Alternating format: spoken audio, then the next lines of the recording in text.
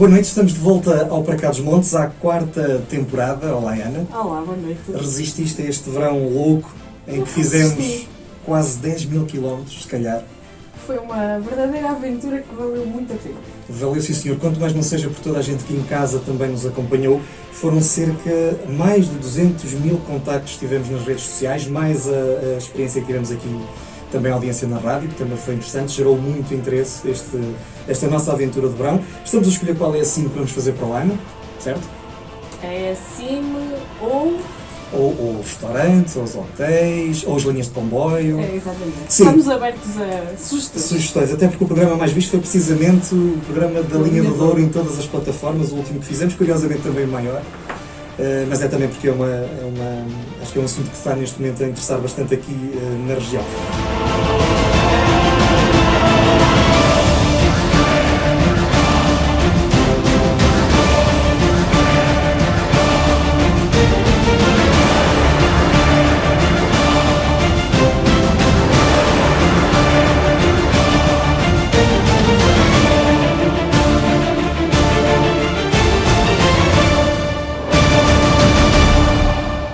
Enfim, estamos de regresso, desde fevereiro que não vínhamos ao estúdio da Universidade FM, estamos de regresso para tentar voltar à normalidade possível. Já tínhamos muitas saudades. Este azul já fazia falta.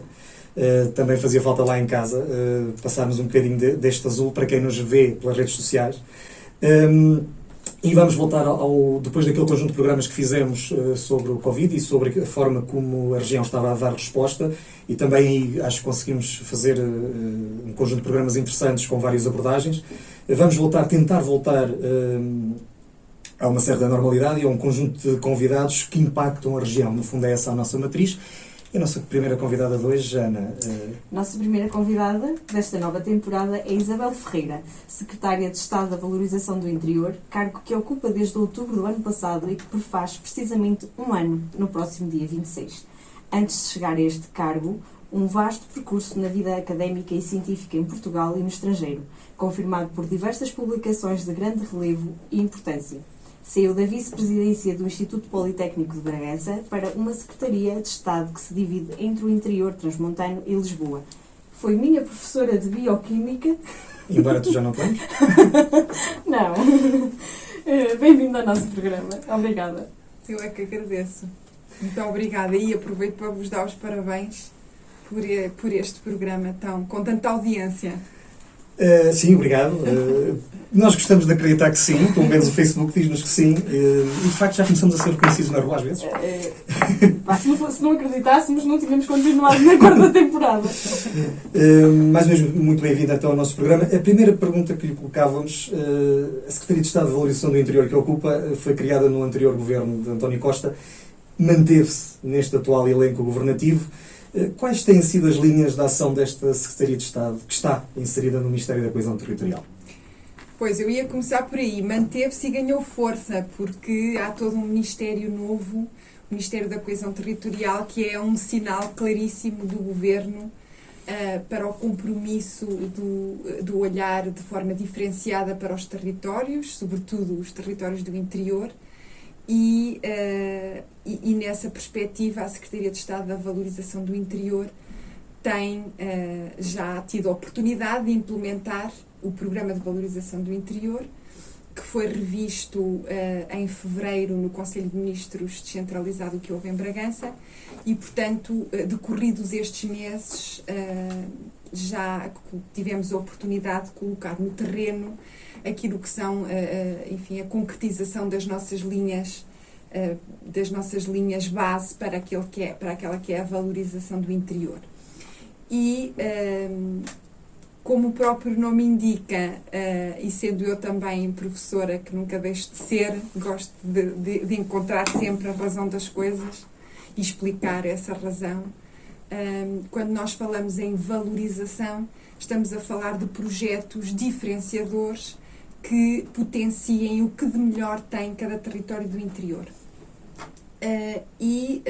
Todos nós, quando falamos de interior, pensamos logo automaticamente em recursos endógenos, em património, em paisagem, enfim, uma série de valores associados a esses recursos endógenos que são muito importantes, mas que é preciso associar a dinâmicas empreendedoras, empresariais, que diversifiquem a base económica destes territórios e que no final do dia criem emprego para atrair pessoas, que é este o nosso desígnio maior.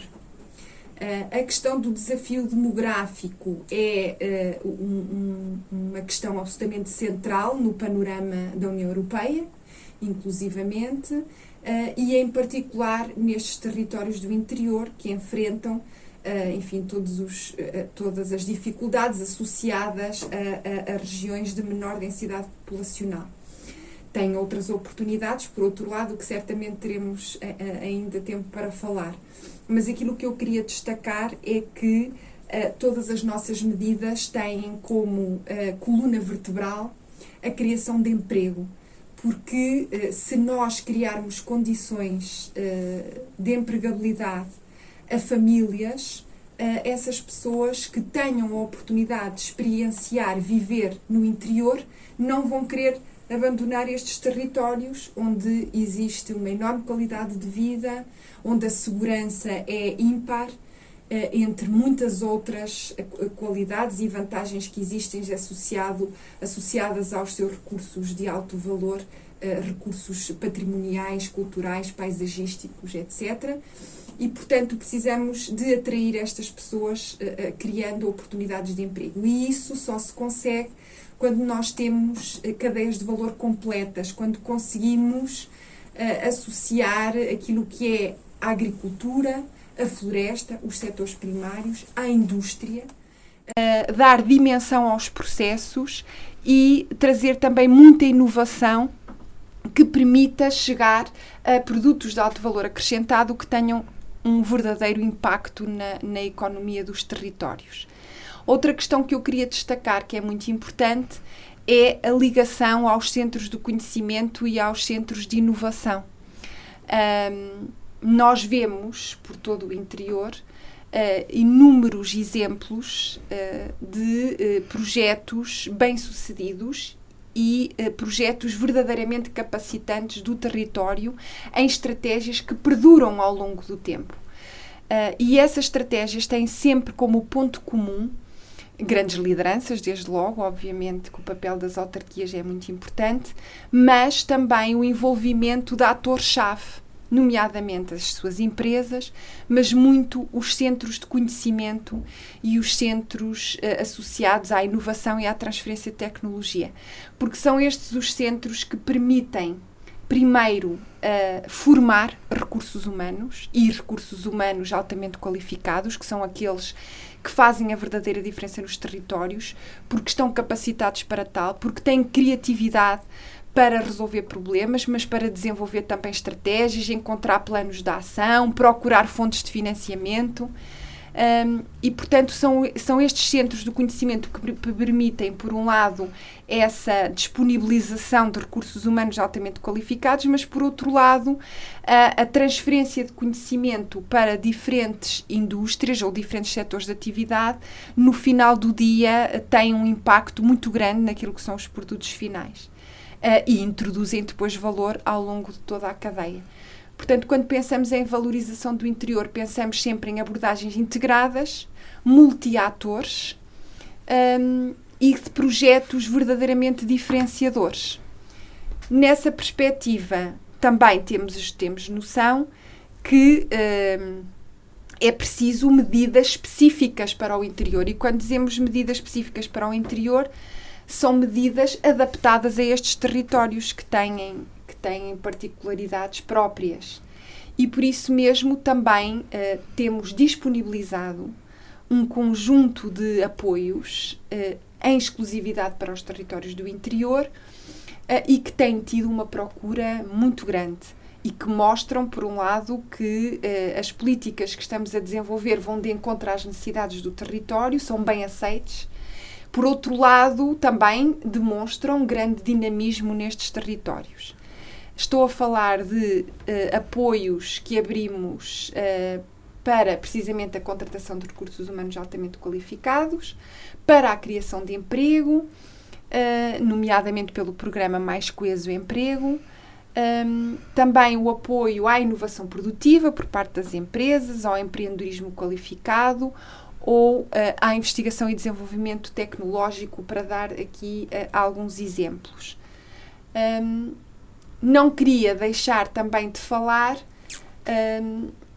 da própria heterogeneidade que existe nos territórios do interior, porque quando nós falamos desta dinâmica e destas abordagens multi-atores, estamos a falar basicamente de dinâmicas em cidades médias, não é? Onde existem instituições de ensino superior, onde existem tecido empresarial, etc. Mas sabemos todos, os que vivemos no interior e conhecemos essa realidade, que também no interior existem territórios mais vulneráveis, onde não é possível ter ainda essas dinâmicas e, portanto, temos que canalizar esses apoios para, no sentido de dotar estes territórios de infraestruturas ainda básicas que necessitam, nomeadamente da cobertura de banda larga, Sim. que é absolutamente essencial em todos E os que agora territórios. se notou na altura da telescola. Sem dúvida. Mas muitas outras questões, serviços de proximidade, todos os serviços que diminuam os custos de contexto associados ao facto de estarmos em regiões de baixa densidade populacional e com alguma dispersão dos serviços. E, portanto, todas as nossas medidas e o programa de valorização do interior tem também olhado para o interior de forma diferente, reconhecendo que há um interior com cidades médias, enfim, bastante pujantes e que ainda têm muito espaço de crescimento e que têm projetos já no terreno que precisam de ser consolidados, mas que ainda existem muitos territórios onde é preciso fazer uma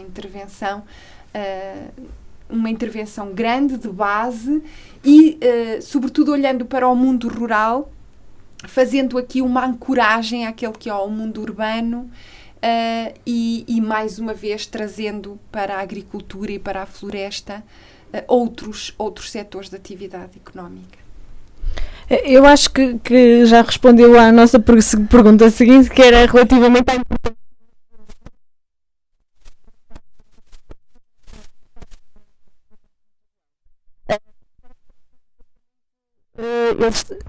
O governo esteja mais atento ao...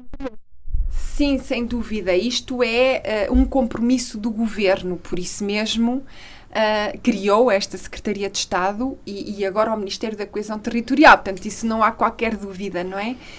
Eu queria aqui destacar também o facto, como vocês sabem, da Secretaria de Estado da Valorização do Interior ter sede em Bragança. Já conseguiu convencer os seus colegas a virem a Bragança a reuniões? Tanta gente. Então o próprio Conselho de Ministros, o único que houve descentralizado, depois também por causa das circunstâncias excepcionais que vivemos, foi em Bragança. Desculpa. Portanto, foram todos os colegas, todos. Eu estudei lá 3 anos, portanto eu vou-te ensinar. Bragança estranha-se, mas entranha-se. Certo. E, portanto, o que eu queria destacar é que é um grande sinal de proximidade. E eu sinto isso nas audiências que concedo na Secretaria de Estado em Bragança, da grande diversidade de atores que eu recebo, desde os produtores a empresas, associações empresariais, a instituições de ensino superior, a centros de investigação, a estudantes, que têm sempre algo para partilhar comigo, às vezes problemas e dificuldades, mas muitas vezes também ideias que têm para valorizar os territórios do interior. E eu noto que o facto da Secretaria de Estado estar localizada numa região do interior faz essa aproximação e, portanto, os meus interlocutores identificam-se e sabem também e ficam mais confortados no sentido de perceber que também eu própria faço vida no interior e por isso conheço bem a realidade destes territórios. O seu mandato vai sensivelmente com 1 ano. O modelo que há pouco nos apresentou, a criação de emprego com base na tecnologia, trabalho altamente qualificado, é precisamente aquilo que o interior, infelizmente, não abunda. Eu sei que este tipo de políticas demoram muito tempo. 1 ano é muito pouco tempo, mas já sente alguma diferença resultante dos programas que tem lançado e que referiu? Pois, há aqui, tocou aí alguns aspectos muito importantes. Primeiro, tudo leva tempo, como é natural. Não conseguimos implementar tudo o que gostaríamos. Sobretudo, mais uma vez, repito, nós que vivemos no interior e que temos o diagnóstico do interior feito, mas que também sabemos que projetos de valorização podem marcar a diferença no território, precisamos depois de encontrar os recursos que nos permitam implementar essas nossas estratégias, que é isso que temos feito. O balanço, como eu disse, é bastante positivo e nós teremos oportunidade, quando fizermos um ano da revisão do Programa de Valorização do Interior, portanto, no início já do próximo ano, teremos a oportunidade de apresentar aquele que é o nosso balanço do Programa de Valorização do Interior. Mas posso adiantar já dados muito interessantes. Desde logo o facto de nós, entre outubro, que tomámos posse, e fevereiro, que foi a revisão do Programa de Valorização do Interior, fizemos um trabalho muito intensivo de encontrar as estratégias que queríamos implementar nos territórios do interior. E depois, enfim, sucedeu o que todos conhecemos. Tivemos que adaptar algumas das nossas estratégias no âmbito da Covid e, portanto, fizemos-lo também consideramos e temos todas as evidências de que este Programa de Valorização do Interior é cada vez mais pertinente e é preciso implementar todas as medidas que preconizamos para que estes territórios, enfim, no final do dia se tornem mais competitivos, mais coesos nacionalmente e mais competitivos nacional e internacionalmente. Porque valorizar o interior é resolver muitos problemas do litoral. E é nesse sentido que estamos a trabalhar. Eu posso-vos apresentar alguns números que evidenciam bastante bem as nossas medidas e que têm tido impacto, porque pela primeira vez nós temos, como eu disse anteriormente, aberto apoios exclusivamente para os territórios do interior, ou quando são abertos no contexto nacional, com uma dotação financeira específica para o interior. Isto não quer dizer que as candidaturas tenham que ter menos mérito ou que estejamos a incentivar o facilitismo. Não é nada disso. As candidaturas são avaliadas exatamente pelos mesmos referenciais de mérito. O que temos é que ter aqui um olhar diferente para estes territórios, porque o seu tecido empresarial é diferente. As dinâmicas instaladas também são diferentes e, por isso, precisam de ter fundos dedicados à implementação de estratégias, e eu sublinho, desenhadas por quem conhece o interior. Não é por quem está, enfim, a partir de um gabinete num qualquer ponto do país que não seja interior, que não conheça o território e que queira implementar estratégias. Eu nunca digo sempre isso também assim em Lisboa, porque eu tenho que realçar aqui um aspecto muito importante. O Programa de Valorização do Interior, para além de contar com medidas dinamizadas diretamente pelo Ministério da Coesão Territorial através dos programas operacionais regionais e os fundos comunitários, conta com a colaboração de todas as áreas governativas. E, portanto, nós temos medidas que são dinamizadas por todas as áreas governativas, nomeadamente pela área do ambiente, tão importante no programa Mais Coeso Capital Natural, que é um dos eixos do nosso programa, ou o Mais Coeso Turismo, ou a parte do digital, a parte do conhecimento. Enfim, nós temos programas que bebem a diferentes áreas governativas.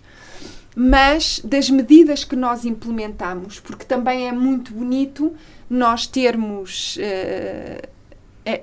uma estratégia, mas no final do dia temos que ter, como eu dizia, recursos para a implementar. E quando falamos de recursos, também é recursos financeiros. Isso é o mais importante.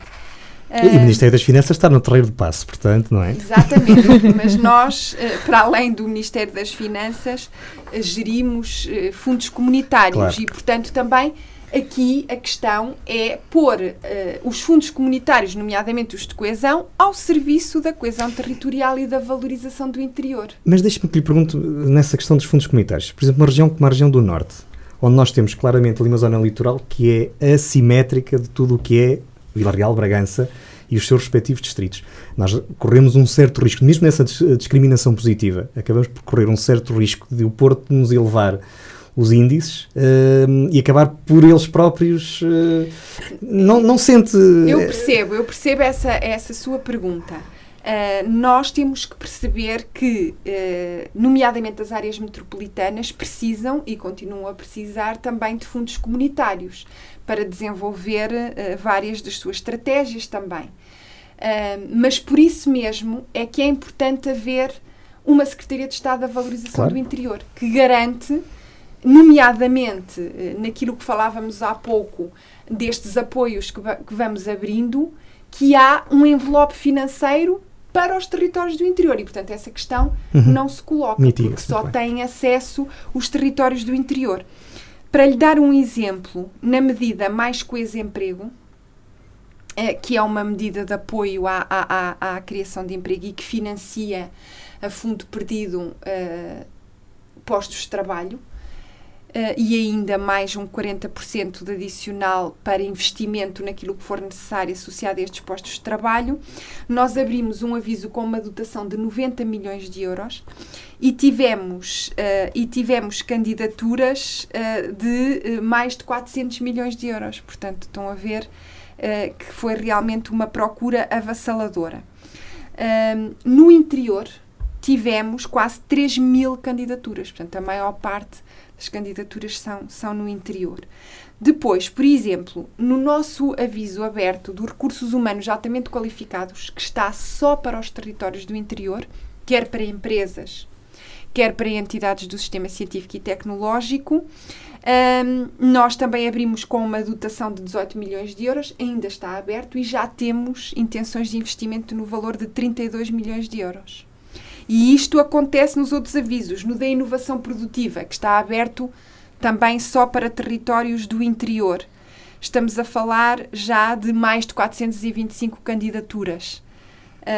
A mesma coisa no empreendedorismo qualificado e criativo, 114 candidaturas e, portanto, podemos também falar de outros avisos muito importantes, que são aqueles para estimular o consórcio entre entidades do sistema científico e tecnológico, entre politécnicos, universidades e empresas, e também está aberto só para os territórios do interior e já temos 48 candidaturas e ainda decorrem outras fases. Só para vos dar alguns números, estava a olhar aqui também para as minhas cábulas para dar os números certos, mas para mostrar que, enfim, quando há esse olhar cuidado para os territórios do interior, no sentido de lhe destinar também um envelope financeiro específico, não se correm esses riscos, claro.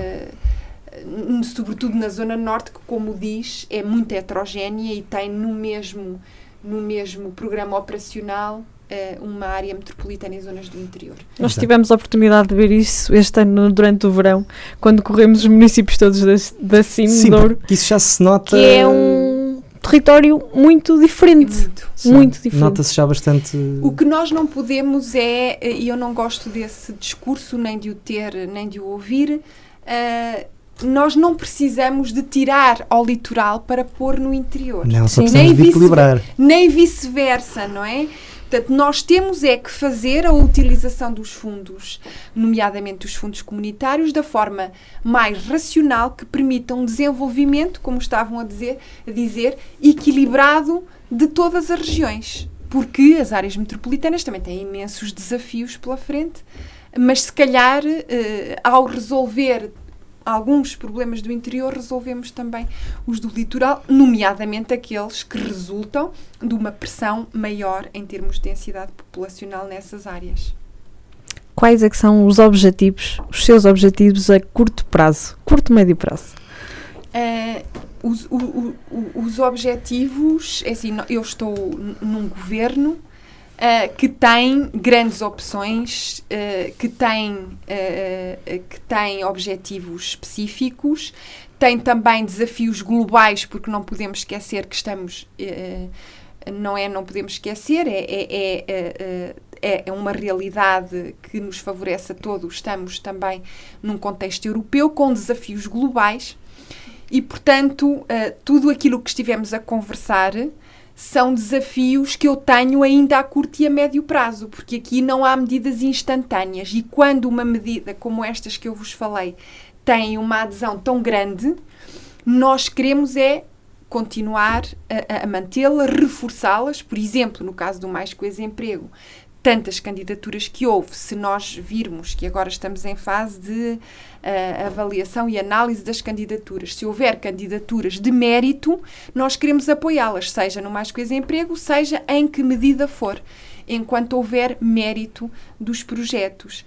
E, portanto, os nossos objetivos serão sempre a valorização do interior, pondo a trabalhar em parceria diferentes atores, como eu dizia há pouco, e no final do dia trazer mais pessoas ao território. Pode ser mais uma ou mais 1000. Cada pessoa faz a diferença. E às vezes também, de acordo com as pessoas, mais diferença fazem, não é? Porque voltamos também à questão das lideranças e dos recursos humanos altamente qualificados, que podem mudar territórios, podem mudar a realidade dos territórios. É a última esperança dos territórios do interior. Se calhar fui dramático, mas... Como sempre. Não, bem, mas... aceito tendo em conta que as pessoas são o centro de tudo, não é? Sim. E no fim do dia, it's all about people. Fewer people. Sr. Secretário de Estado, eu vou-lhe confessar que eu acredito na sua ideia, acredito naquilo que me disse. Porquê? Porque é pessoalmente a personificação daquele modelo que acabou de nos apresentar. Estamos a falar de alguém que fez carreira no interior, no IPB, no Instituto Politécnico de Bragança. É uma carreira de sucesso. Estamos a falar com uma das investigadoras mais citadas a nível mundial. A política, se calhar, foi alguma coisa que apareceu aqui no meio, e esta aventura no elenco governativo. É altamente qualificada, está numa universidade ou está num Instituto Politécnico que é também ele próprio e tem recebido ao longo destes últimos anos diversas distinções em diversas áreas. Portanto, este é o modelo para nós equilibrarmos de uma vez por todas o nosso país. Sim, eu acredito nisso. E foi o meu percurso que me trouxe ao governo, não é? E que foi completamente inesperado para mim. Portanto, eu tenho toda uma carreira ligada à ciência, como sabem, também ligada à atividade docente, mas ultimamente muito focada na investigação e na transferência de tecnologia, muito trabalho também em parceria com empresas. E, portanto, enfim, são desafios que se colocam na nossa vida, mas há aqui um denominador comum, que é a luta pelo interior. Portanto, eu sempre fiz a minha atividade profissional a partir do interior, mostrando que é possível fazer ciência a partir dos locais mais improváveis, é possível construir projetos ganhadores, é possível construir equipas, e o meu percurso foi assim. Primeiro eu, depois eu e mais um, depois eu e mais 2, depois eu e mais 3, até que era eu e mais dezenas. E, portanto, construímos todos em equipa um projeto verdadeiramente diferenciador para um território e que pôs esse território no mapa internacional. E esses são os exemplos que eu gostaria de ver replicados no interior do país. E existem muitos exemplos, como o meu, felizmente, mas esse é o testemunho que eu trago agora para o governo e essa experiência de que é possível, quando se trabalha em equipa, com estratégias e com recursos, obviamente, mas também com a capacidade de procurarmos esses recursos. Porque o que é que uma cientista faz? Que é isso que eu trago, tento trazer para a Secretaria de Estado. Nós sabemos bem avaliar o estado da arte, fazer o diagnóstico e depois ver perante esse estado da arte, em que é que nós podemos marcar a diferença? Qual é que vai ser a nossa descoberta? E depois temos que fazer um plano de ação e temos que ir buscar e procurar meios de implementar esse plano de ação, nomeadamente os recursos financeiros, os recursos humanos, etc. E é isso que também fazemos no final do dia aqui na Secretaria de Estado. Queria falar há pouco, também não falei, mas é importante até para as pessoas poderem consultar. Tudo isto que eu estou a dizer e tudo aquilo que nós vamos implementando, nós partilhamos sempre no portal do Governo, que consideramos que é a plataforma mais indicada para divulgarmos todas as nossas iniciativas. E uma das iniciativas que nós tivemos foi o Guia Fiscal do Interior, que resume quais são os benefícios fiscais disponíveis para os territórios do interior, nomeadamente para famílias, para empresas e também o apoio à silvicultura, que é uma atividade muito importante nestes territórios. A questão dos benefícios fiscais é algo muito apetecível sempre por todos os territórios do interior. Isto é o que é possível. Obviamente que todos nós gostaríamos de ir muito mais longe. É aquilo que é possível ir, enfim, nas circunstâncias atuais, mas que é muito esclarecedor porque tem resumos e exemplos de quanto é que uma família ou quanto é que uma empresa pode beneficiar estando nos territórios do interior. Queria também falar só de uma outra questão muito importante e que casa com as nossas medidas do Mais Coisa Emprego, que é o apoio à mobilidade de trabalhadores.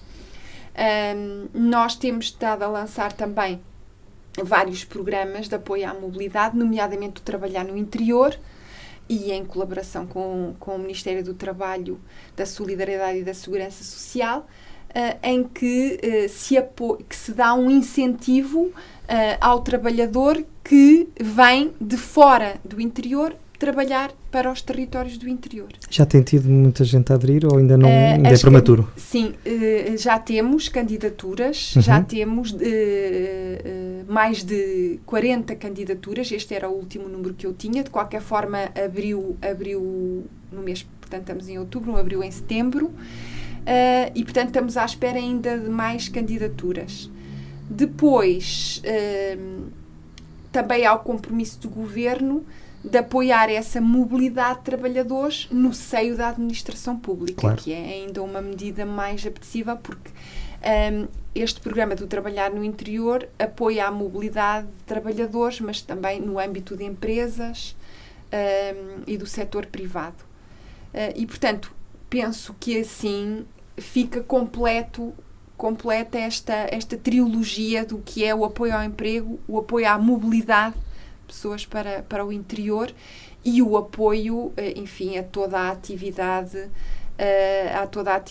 que resulta no aumento da competitividade dos territórios, não é? A investigação, a inovação, os recursos humanos altamente qualificados, tudo o que fomos falando.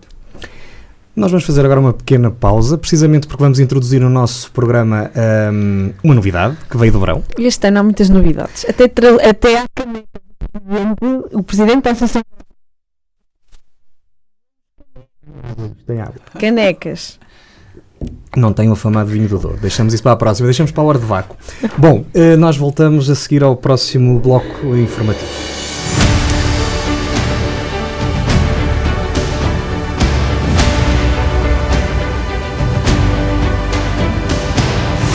A Câmara Municipal de Sernancelho desenvolveu um novo formato do passeio BTT da Rota da Castanha e do Castanheiro, de acordo com as normas da Direção-Geral de Saúde.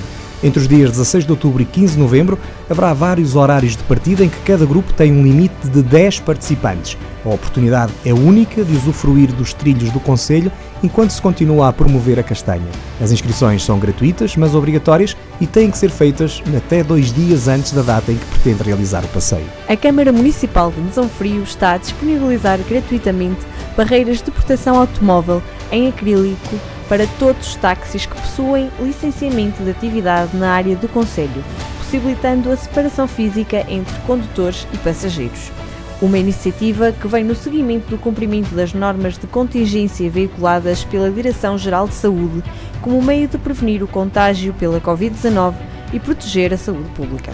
A Cimedouro esteve recentemente na Assembleia da República a fim de serem auscultados pelos vários grupos parlamentares que aceitaram o pedido de audiência, tendo ainda reunido com o Ministro das Infraestruturas e da Habitação, Pedro Nuno Santos. A requalificação e internacionalização da linha do Douro, a construção do IC26 e o projeto fluvial Douros Inland Waterway 2020 são os projetos que a Cimedouro espera virem a ser contemplados nos pacotes de investimento previstos para a próxima década. Torre de Moncorvo é um dos 17 municípios do país com candidatura aprovada no âmbito da Estratégia Local de Habitação. O grande objetivo é especificar soluções habitacionais e desenvolver a sua priorização para que Torre de Moncorvo possa dar resposta às necessidades de pelo menos 106 famílias. Esta iniciativa foi deliberada na última Assembleia Municipal, um investimento que ronda os 7,3 milhões de euros. Está patente no Centro Interpretativo da Máscara Ibérica, em Lazarim, a exposição Bugios e Morisqueiros, que retrata em fotografias a festividade da bugiada e moriscada que é celebrada no dia de São João, a 24 de junho, constituindo uma das maiores e mais genuínas tradições do país na vila de Sobrado, no concelho de Valongo. Esta é a mais recente proposta cultural do município de Lamego, que estará patente ao público até 31 de dezembro, para ver de terça a domingo, no Centro Interpretativo da Máscara Ibérica em Lazarim, entre 10 e as 17. A entrada é livre.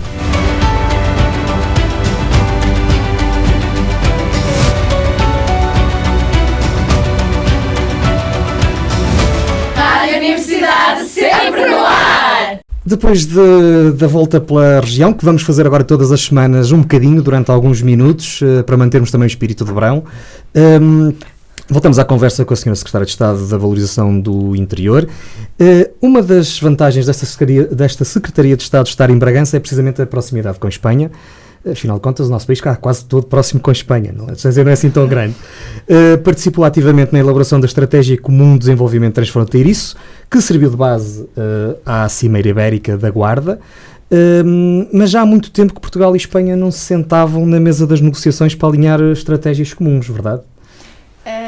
Isto é um marco histórico naquilo que diz respeito ao desenvolvimento transfronteiriço nesta que é uma das fronteiras mais extensas, mas também mais pobres da União Europeia. Mas também por isso mesmo, esta fronteira tem os locais onde as medidas que possam ser feitas vão ter um maior impacto. E eu costumo dizer isto, e vou voltar outra vez à minha vida de cientista. Eu podia ter sido cientista a partir de qualquer lado do país, ou de qualquer lado do mundo. Tive várias propostas nesse sentido. Teria sido muito bom, sim. Mas não teria sido a mesma coisa, como dizia o outro, não é? Porque ser cientista a partir de um território onde o potencial de valorização é tão grande, tem um impacto sempre muito maior. E um impacto que é perceptível para os atores com quem eu lidava e para mim próprio. E a mesma coisa para esta estratégia.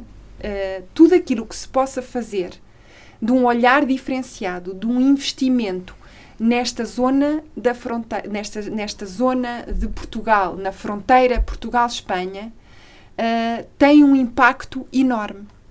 E, portanto, é algo muito motivador. Depois, é um marco porque, embora Portugal e Espanha se tenham sentado variedíssimas vezes para discutir aquela que é a cooperação ibérica, a cooperação Portugal-Espanha, e que é muito intensa, e temos exemplos muito, muito bons e de uma excelente cooperação, nunca se tinham sentado para fazer uma estratégia comum de desenvolvimento transfronteiriço que permitisse desenvolver esta fronteira, combater aquele que é um desafio comum aos dois países, que é o desafio demográfico nesta fronteira, mas que, por outro lado, permite aos dois países ganhar escala num contexto que é o contexto europeu. E é uma oportunidade também para, mais uma vez, o interior de Portugal, em vez de olhar só para o litoral, olhar para a Espanha e para o outro lado da fronteira e ver que há um enorme potencial de mercado, potencial ligado ao conhecimento, ligado à inovação, aos diferentes setores de atividade, enorme. e que deve ser potenciado, que deve ser utilizado para até internacionalizar os nossos bens e os nossos serviços. E, portanto, eu considero que vai ser um marco, foi um marco durante todo o trabalho que desenvolvi juntamente com a minha homóloga em Espanha, a secretária de Estado do Desafio Demográfico, mas que contou com a colaboração de todas as áreas governativas, portuguesas e espanholas, e desde logo com um grande empenho do primeiro-ministro português e também no chefe do governo espanhol, que estão verdadeiramente comprometidos nesta missão comum. E, portanto, foi um trabalho, enfim, complexo, muito complexo, porque exigiu um diagnóstico daquilo que é esta fronteira em termos de indicadores socioeconómicos, demográficos, mas que exigiu também uma concertação entre os dois países naquilo que são as medidas que ambos os países consideram importantes para o desenvolvimento da fronteira. Devo dizer que foi muito bom trabalhar com a secretária de Estado espanhola, que todas as reuniões de concertação correram muito bem e que foi fácil chegar a esta estratégia, porque os objetivos são tão comuns, são tão idênticos, que foi muito fácil chegar àqueles que consideramos os projetos estruturantes e as medidas mais estruturantes a implementar. Esta estratégia comum de desenvolvimento transfronteiriço está assente em 5 vetores. Que medidas concretas poderão esperar os cidadãos dos territórios fronteiriços? Muito bem. Portanto, nós organizamos as medidas em 5 eixos, como estava a dizer. É uma forma de arrumar estas medidas. De qualquer forma, isto será sempre uma abordagem integrada. Num dos eixos temos as questões da mobilidade e da eliminação de custos de contexto. E aqui estamos a falar de tudo o que tem a ver com os trabalhadores transfronteiriços. Com o facto, por exemplo, de podermos padronizar num único documento e regulamentar o que é isto do trabalhador transfronteiriço, de uniformizar também, por exemplo, a passagem de menores ao longo das fronteiras e também neste contexto.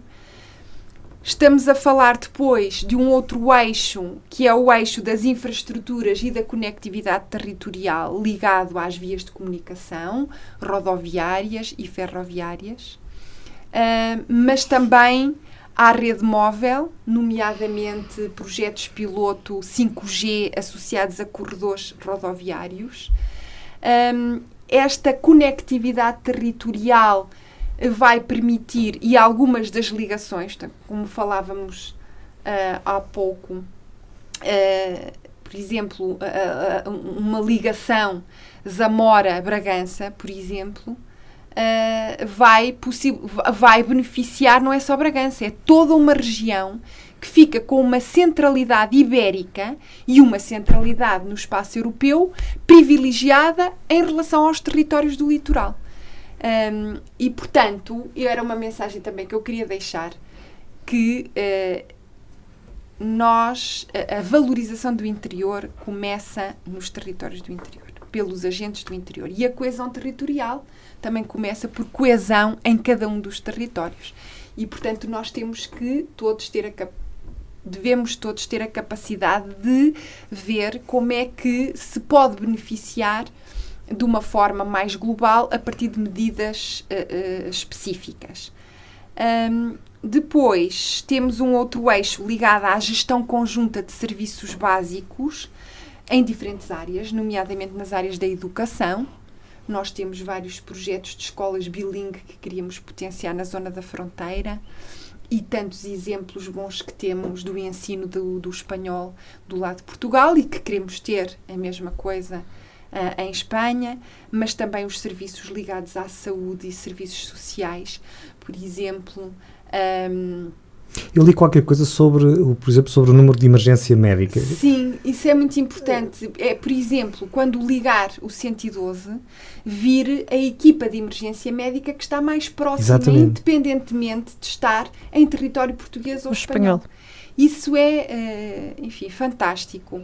Assim como o cartão de saúde transfronteiriço e outras medidas que também estão aqui inscritas.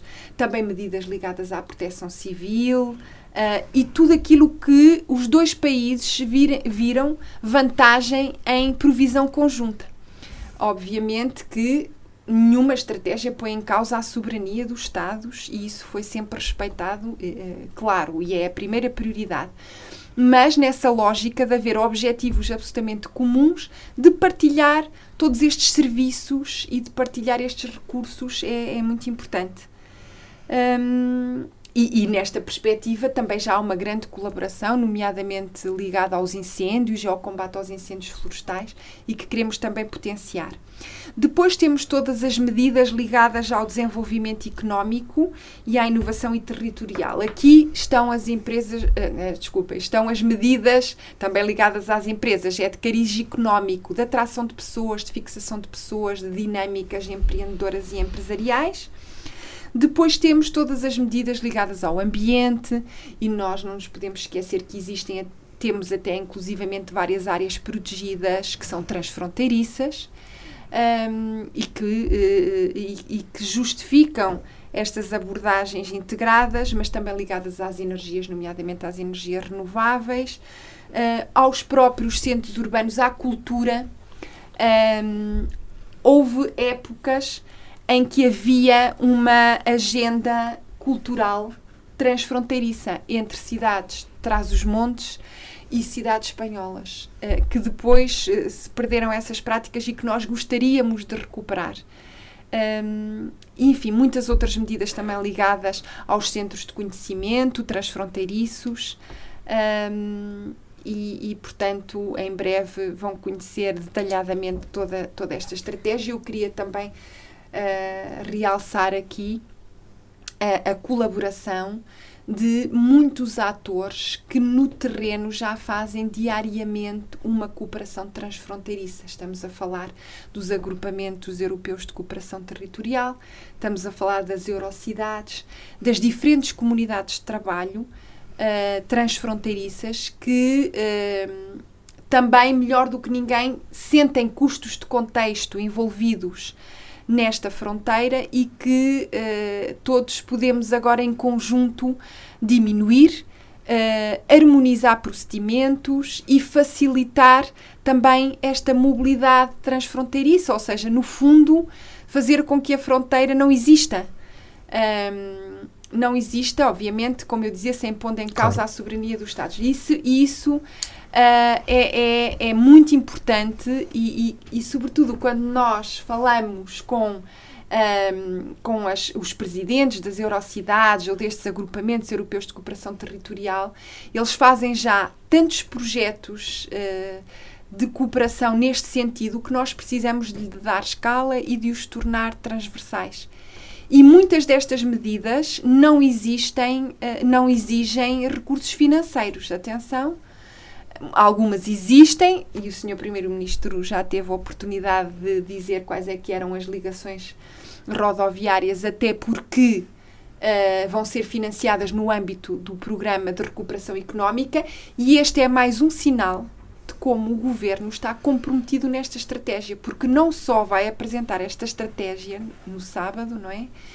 Como no seu programa de recuperação económica já destinou uma verba para as ligações transfronteiriças rodoviárias e portanto, como eu dizia, há muitas medidas nesta estratégia que não exigem recursos financeiros, exigem vontade, exigem harmonização administrativa, grupos de trabalho mais especializados e técnicos no sentido de implementar estas medidas e, portanto, também queria deixar aqui este facto destacado e agora o mais importante, E aquilo que nós, governo, pensamos já não é na estratégia, porque a estratégia é um documento, claro que foi todo um trabalho intenso até à sua aprovação, palavra por palavra, mas nós estamos ansiosos pela sua implementação, que começa domingo, portanto, logo a seguir à Cimeira. Sim, ontem. O nosso programa foi gravado previamente, já agora fica também essa nota. Sr. Secretário de Estado, aqui há uns tempos disse ao Expresso que ia mais vezes a Salamanca, às vezes do que a Lisboa. Eu não podia deixar sair daqui, sob pena de amanhã ser linchado em praça pública, sem lhe perguntar pela linha de Douro. É uma das medidas que está no acordo, falamos já das rodoviárias, nós já sabíamos, o IC31, a ligação Zamora-Bragança, ferroviárias. Antes disso, deixe-me dizer que agora já não posso dizer a mesma coisa, que vou mais vezes a Salamanca do que a Lisboa. Certo, mas continua a ser mais perto. A pergunta continua a ser mais perto. Pode ser ainda mais perto, e nomeadamente, por exemplo, para o Porto de Leixões e para toda a região económica aqui da zona do Mas Porto. queria realçar que sempre olhei para o outro lado da fronteira. Não olhei sempre só para os territórios do litoral, Claro, mas sempre para a Espanha e, portanto, a minha colaboração com diferentes centros universitários espanhóis era imensa.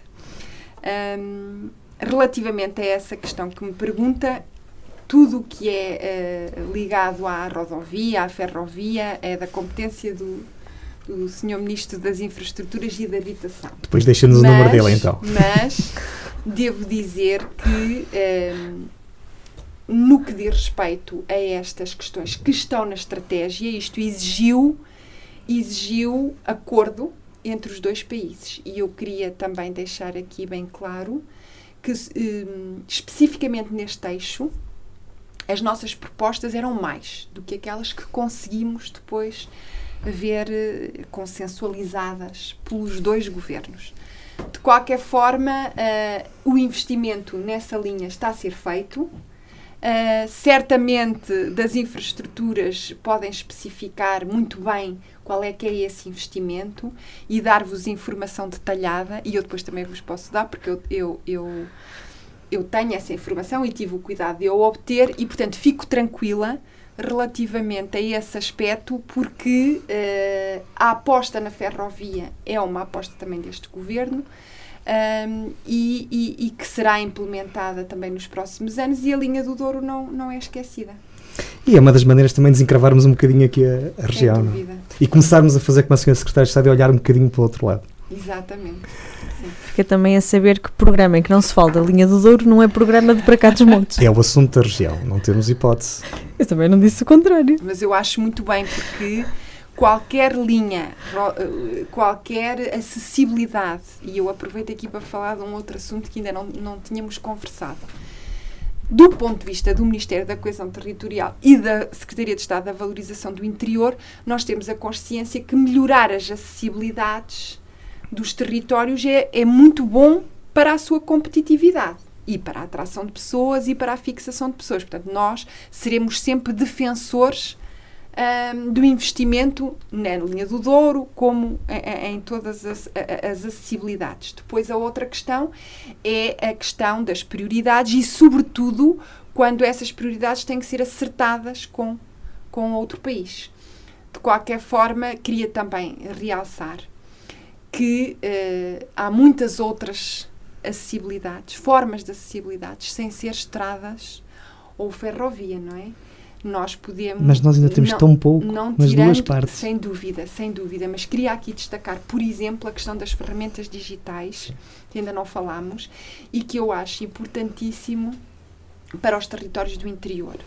Porque aqui o digital, e por isso nós criámos o programa Mais Coeso Digital, precisamente no sentido de pôr a trabalhar em consórcio empresas da área do digital e empresas de outros setores de atividade, do calçado, do vestuário, do têxtil, do agroalimentar, etc., para que com as ferramentas digitais se consiga introduzir melhorias nos processos e nos produtos destes setores de atividade.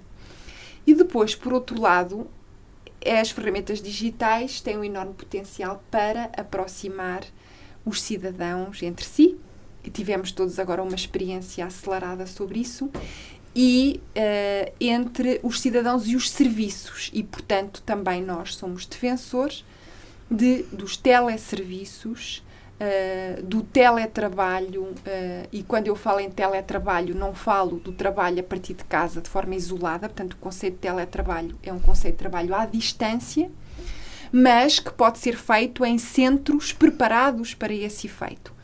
Enfim, para combater aqui um pouco as desvantagens associadas ao isolamento social ou enfim, impactos na economia também por esse isolamento do trabalhador. Essa também pode ser um bocadinho a chave para conseguir atrair ao interior Sem trabalho dúvida. altamente qualificado, que infelizmente em Portugal está tudo concentrado no Sem litoral. dúvida. Nós somos defensores porque acreditamos, como eu dizia há pouco, nós podemos trabalhar a partir dos territórios do interior para qualquer parte do mundo.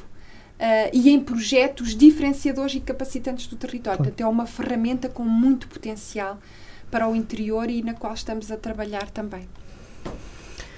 Ana, Nós tínhamos um programa, acho que vamos convidar para outro programa, não é? sim, Porque temos uma hora não aqui- chega. O Sr. Secretário de Estado é de cá, sabe, não precisamos de lhe dizer. Às vezes temos que dizer a alguns convidados, não é o caso. Sim, é verdade. Sabe que estas coisas, há às vezes, uma certa frustração de quem vive no interior, porque parece que acontece tudo nos outros lados e aqui não. E nós às O que vezes... acontece é mais devagarinho. Muito mais devagarinho. Contudo, acho que hoje também percebemos aqui que há aqui um conjunto de instrumentos que estão a ser especificamente desenhados para uma franja deste interior. Porque era como eu dizia há pouco, o facto de termos uma área metropolitana na nossa NUT é mau, porque atrai, não é? Bipolariza um bocadinho isto, mas já percebemos que não é assim. Diga. Nós precisamos também todos, e todos somos embaixadores do interior. A Secretaria de Estado é a valorização do interior, não é desenvolvimento do interior. Claro. Porque no interior, o interior está desenvolvido, o interior, como eu disse, tem enormes exemplos de sucesso, e tem enormes potencialidades e muitas vantagens em relação aos outros territórios. Precisamos é de projetos que os valorizem no sentido de, no final do dia, termos mais pessoas. E para isso temos que criar emprego. E o emprego só se cria com diversificação da base económica e dinâmicas empreendedoras e empresariais. Claro. E é isso que queremos trazer para o nosso território. Que é esse o drama que ouvimos todos os dias, sempre que um jovem diz que se vai embora, motiva o emprego. Sim. Ana, vamos a mais uma novidade. Sim. Nesta nova temporada vamos ter um jogo que fazemos com os convidados, que é uma palavra sobre um determinado tema. E Ou pessoa. Ou pessoa. Só para... que é logo o primeiro. É verdade. O primeiro é uma palavra sobre João Sobrinho Teixeira. Inspiração. Faço eu. Uma palavra sobre as comunidades intermunicipais. Coesão. Uma palavra sobre a bazuca de fundos comunitários que aí vem. Oportunidade. E uma palavra sobre Ana Brunhosa. Ídolo. E a última, uma palavra para este imenso interior. Oportunidades. Já tinha dito, não já? Já. Palavra. Então vou substituir a da bazuca para recuperação económica. Ok. Boa. Eu fazia mais duas perguntas, Ana, antes de irmos embora. Eu sei que já estamos a queimar o nosso tempo, mas o Sr. Diretor dá-nos mais uns minutos, porque há aqui uma pergunta, há aqui duas perguntas que gostávamos de fazer, que são as duas últimas. Eu faço a primeira, tu fazes a outra. Segunda, sim. Se amanhã tivesse que sensibilizar um jovem a ficar e a constituir família no interior do país, o que é que lhe dizia? Para já mostrava-lhe os bons casos e os bons exemplos que existem no interior. E eu penso que não seria difícil. Aliás, podíamos ter duas abordagens. Primeiro, tínhamos que ver se esse jovem... Tinha-me dito que esse jovem cresceu no interior ou não? A ficar no interior, sim. Pronto. Vamos partir desse Então princípio. É assim, porque se não cresceu no interior, a primeira coisa é dar a conhecer os territórios do interior. Isso é muito importante e tivemos essa experiência agora recentemente. Nós só podemos falar, potenciar os territórios se os conhecermos. E, portanto, dizia, se fosse um jovem fora do interior, para conhecer e conhecer as enormes potencialidades que existem, as enormes oportunidades e, portanto, certamente ele quereria ficar. se fosse um jovem que já cresceu no interior, portanto, mostrar-lhe que a partir do interior é possível fazer carreiras de sucesso desde que se encontrem os projetos verdadeiramente diferenciadores. E é nisso que todos temos que trabalhar. Da minha boca nunca vão ouvir um discurso pessimista, não querendo escamotear as realidades, diferentes realidades que eu sei que existem. Eu não posso esquecer da minha própria experiência de vida e, portanto, a minha experiência de vida mostra que é possível um jovem sonhar com uma vida pessoal e profissional absolutamente excepcional do ponto de vista positivo nos territórios do interior. E, portanto, é essa mensagem que eu deixo. É uma mensagem de que são os territórios do interior que permitem projetos mais diferenciadores. Temos é que os saber construir e criar as oportunidades. E isso começa em cada um de nós. Enfim, e voltamos à conversa anterior e do meu percurso que mostra isso mesmo. Portanto, nós temos que saber todos começar do zero, sendo que em muitas das situações nem do zero começamos, já começamos muito mais à frente. Mas temos que também todos lutar pelo aquilo que é o desenvolvimento do interior e o desenvolvimento do país, não é? Nós habitualmente questionamos os nossos convidados sobre onde se vêem daqui por 10 ou 20 anos. Hoje queríamos saber como é que vê os territórios do interior daqui por 10 ou 20 anos. Eu espero que sem uma Secretaria de Estado da Valorização do Interior. Isso era um excelente sinal. Era brilhante. Exatamente. Isso mesmo. Tivemos hoje connosco Isabel Ferreira, Secretária de Estado da Valorização do Interior. Muito obrigado por ter aceito o nosso convite, por ter feito este desvio da sua viagem até Bragança e ter parado aqui connosco em Vila Real. Sei que amanhã regressa a Lisboa, portanto não é fácil, admito que sejam muitos sacrifícios, mas também a verdade é que a Sra. Secretária de Estado é o exemplo próprio das políticas que defende. E só por isso acho que já podemos acreditar que as coisas poderão certamente ser melhor em breve e que iremos ver alterações naquilo que são os territórios do interior.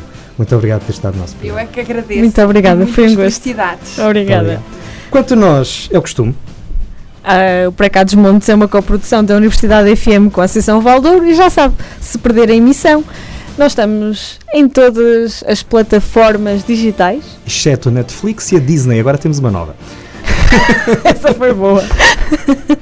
Continuamos disponíveis no nosso e-mail para cadosmontes@associaçãovaldouro.pt. Para a semana a mais. E se quiser deixar sugestões, já sabe Sim. onde nos encontrar. Até para a semana. Até para a semana.